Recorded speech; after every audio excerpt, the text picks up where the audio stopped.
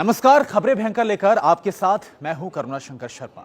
और जैसा कि आपको पता है कि खबरें भयंकर में हम लगातार जिक्र कर रहे हैं अमेरिका के राष्ट्रपति चुनाव का, और आज खबरें भयंकर में हम जिक्र करने वाले हैं डोनाल्ड ट्रंप के उस रिट्वीट का जिसके बाद अमेरिका में कंट्रोवर्सी एक बार फिर से मच गई है। दरअसल आपको बता दें कि अमेरिका के राष्ट्रपति डोनाल्ड ट्रंप की तरफ से एक ट्वीट को रिट्वीट किया गया और इसी के बाद वहां पर सनसनी मची है। रिट्वीट क्या किया ये आपको एक बार बता देते हैं। दरअसल ट्वीट में यह बात लिखी गई थी कि 2011 में साल 2011 में अमेरिका के सील कमांडोज की तरफ से जो एबटाबाद में ऑपरेशन अंजाम दिया गया था जिसमें ओसामा बिन लादेन को मारा गया था।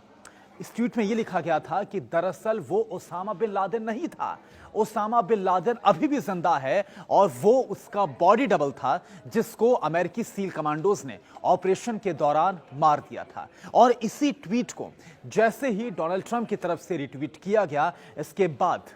पहले से, क्योंकि देखिए अब डोनाल्ड ट्रंप अलग अलग कंट्रोवर्सीज में रहे हैं और अब ये जो मौजूदा कंट्रोवर्सी है इसके बाद डोनाल्ड ट्रंप पर कई सवाल उठ खड़े हुए हैं। अब मैं आपको ये बताना चाहूंगा कि इस रिट्वीट के बाद, इस ट्वीट के बाद एनबीसी के साथ, जो एनबीसी टेलीविजन है उसके साथ जो टाउन हॉल हुआ